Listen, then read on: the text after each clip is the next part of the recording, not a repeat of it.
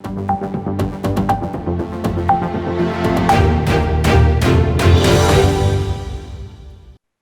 this is Saloni Sareen from Voice aajKal, local and global. And today we have Konkana Bakshi ji with us. Hello, Konkana ji. Namaskar. It's a pleasure to be here and very nice to meet you, Saloni.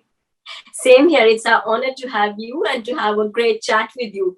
So, starting with you, your individuality, which is an actor, brand ambassador, image and etiquette consultant. So, what do you like the most? I love my etiquette and image consultancy. I love teaching. I consult on social and business etiquette and image transformation and image consultancy with my private clients and corporate. I run a finishing school called Savoir-Faire Academy in Mumbai. And we are also starting very shortly in Dubai. I have been consulting with Savoir-Faire Academy. I'm the chairperson of Savoir-Faire Academy for last 7 years, and it is my pleasure to be teaching. I have trained myself in America as a business and social etiquette, and in England as an image and etiquette consultancy, and I went to Switzerland. So my entire specialty, if you say, is on image and etiquette consultant. That's what I love the most. I love philanthropy, as you must be knowing. I really like to work. I like to spend some time doing some social work and with humanitarian work. So that gives me a lot of pleasure. You have attended like several of beauty pageants all over the world, and at the age of 16 to 19. So, like, what's the best memory? I actually, if I reckon well, my first, 16 to 19. My best memory were so many. Which one would I say? I have done Miss India. Miss India was my last beauty pageant. So I went to Chinese Miss World. I went to Miss Elegance World, where I won Miss Elegance World. I went to Top Model of the World. So those were in Egypt, Australia, in South Africa, and in Malaysia. So I had a great experience. You know, the best cultural awareness happens when you represent your own nation at a very young age. So when I went to, represent India as Miss India, for example, nobody calls you Konkana. They call you Miss India on an international pageant, right? They call every contestant with their country name. So my parents always taught me that, listen, you're going to represent your nation. So how you conduct yourself, the way you behave and the way you make relationship, that would speak volume not only about you, but you representing Hindustan, India. So that, I think, taught me a lot. And obviously, representing my nation in several international pageants is the best way you learn about cultural awareness, right? So that also helped me to become an etiquette consultant, because I teach, cross-cultural understanding and international etiquette. So that definitely helped me as well. When did you realize that there were no finishing schools in India to teach internationally the etiquettes? And when did you actually realize that? That's a very interesting question, Saloni. When in 2013, 2012, for example, my mother was working in the diamond industry. And I used to get a lot of, I already was trained in Switzerland, and I used to get a lot of requests from diamond merchants asking for hosting somebody called Martin Rappaport. The Rappaport is very prominent in the diamond industry. They basically grade the diamonds and decide the pricing on which carat and all of that. So Mr. Rappaport was in town, and I was requested by a particular diamond merchant that if I could host the dinner on behalf of him, because he was a very international prominent person. And I did it for fun. I put it together, and then with the word of mouth, every single very professional, diamond merchant started requesting me for knowledge on etiquette and image and dressing. So I was Mrs. Bakshi's daughter. Okay. That's how it started. And then I realized that, if I want to go to an international standard finishing school in India, we don't have one. Yeah.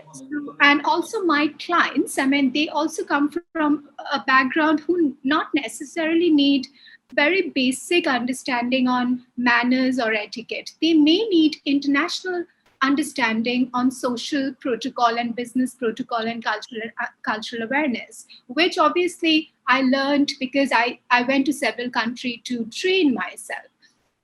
Because I could not get a very international standard finishing school in India, I thought it's a good idea to try and establish one. Okay. So that was actually helpful. Like that was fruitful. That was You. when I started. I didn't teach. I used to only run the company, and I was 22, and I had very senior consultants on board, especially targeting the business world, in Indian business world, who who are client facing and international client facing, and they were doing business internationally.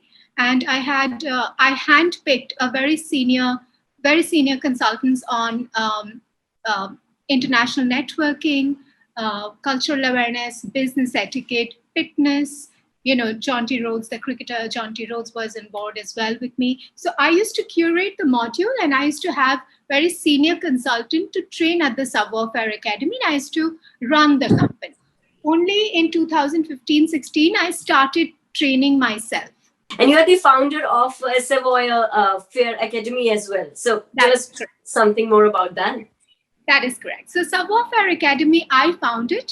It is my company. I'm the founder and chairperson, and right now I'm the principal consultant. So I'm the main consultant, and we have other consultants for other training. But private clients, I handle myself. And Savoir-Faire Academy is a luxury finishing school. So we cater to business etiquette, social etiquette, cross-cultural understanding, international business etiquette, client hospitality, bridal grooming. So if somebody would like to get married, they would want the finesse before representing the new family. So that I train. We specialize on image transformation. So if somebody comes to us, we take a pre-photograph with their assessment. We do something called an assessment session, which is nothing but understanding their lifestyle and their image and their vision, how they would like to be perceived in the society and the business world.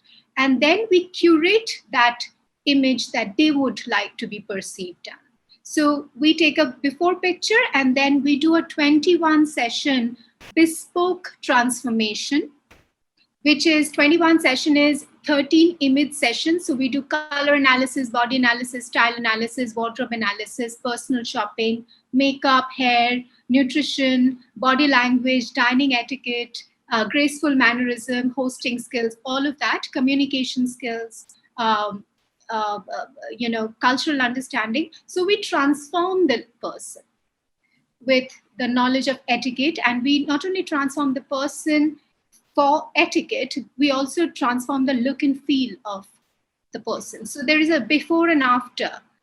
So we end it with a post-transformation photo shoot, which is remarkably, it's a huge difference. So we don't, again, share those pictures or anything, but for the client, it's very satisfying. And I've had clients who come back to us. You're working with the welfare of the orphan children as well. So how do you get time for all these things? Well, philanthropy gives me a lot of pleasure. I truly believe the act of kindness, we don't do it for somebody else. The act of kindness we perform because we feel good. When it's psychologically proved, when you want an instant gratification, for example, why do we buy an expensive gift for ourselves? Because it makes us feel good. Rather than buying that expensive gift, if you perform an act of kindness, for example, if a person is in need, help her out, you get the same amount of endorphins in your body. In fact, it is better for your emotional and your mental well-being. So philanthropy not only gives me a lot of pleasure doing it, but it has helped me transform emotionally. And I would encourage, in fact, the young people, my generation, the millennials, to take philanthropy seriously, because it genuinely helps. I work with children's welfare. There is a small organization who helps young children who are suffering for cancer, and they are getting treated at the Tata Memorial. So this beautiful organization gives an establishment where the kids from impoverished families come and stay with their parents, and they get a very hygienic, beautiful house to live in. And when they're getting treated at the Tata Memorial, I also work very closely with Habitat for Humanity. And I work very closely with Liver Transplant Association. I lost my mother in 2015 with a malfunction of liver transplant. She was 48 years old and she was very young. And that gave me an inspiration that the understanding of liver transplant should be more known in India. You know, it is a very risky proposition, and it's also a very expensive proposition. So we are trying very hard to volunteer to, raise funds so that even people who cannot afford it, we can also offer them liver transplant.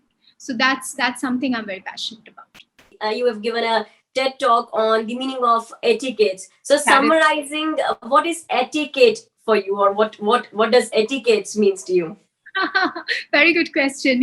The perception, Saloni, the perception of etiquette is, it's only for the refined people. It's only for the highly sophisticated people. It's only for the very elite.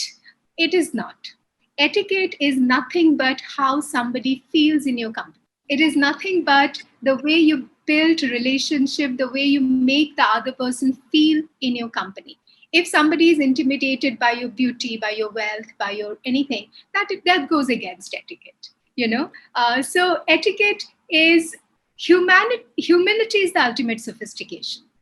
So being humble, being approachable, and being credible, that's very important. The principles, etiquette is divided into two categories: manners and principles. We mostly know the manners part: how to use the fork and knife, how to greet, how to write a thank you note, how to speak in a refined, that's one part of etiquette. But the foundation of etiquette are the principles of etiquette, which is nothing but three things: consideration, respect, and honesty.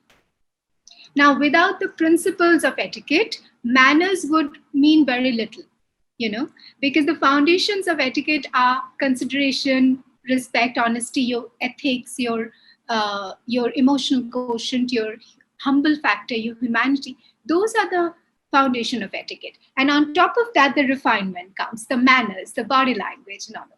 I've learned a lot in this session, in this interview about etiquette, and I hope our audience will learn too. And it was really a nice chat and a conversation with you. Thank you so much. Really appreciate your time. Thank you so much for having me once again. It's a pleasure. Thank you so much, Saloni. Thank you. One-stop answer to your Australian education and visa matters. GEMCO Sydney. Dream big, achieve big. Fiji Times. Be with the times.